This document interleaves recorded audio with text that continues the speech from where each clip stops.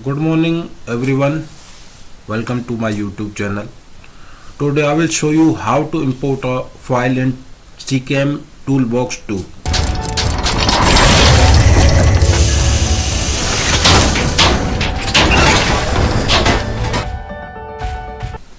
So first let me tell you the file type extension of a Toolbox backup is .001. Let me show you. I am having a Toolbox 2 backup. You can see a file type extension is here .001. This is a file type of a toolbox backup. So today I will show you how to import a file in Toolbox. So let's start. Open the Toolbox, open the Data Distribution Center here, DDC.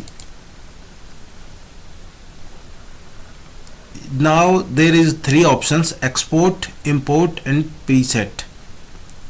We are importing file, then click on import. This window appears. Click on this. Go where your backup. I have backup on my desktop here. Open. Okay. Now drag this backup from here to database. After this, click on the start import. Now you can see the processing here. Here you can see the processing. Unzipping data record successfully. This is the procedure how you can take a how can you import a backup. You can see the processing here.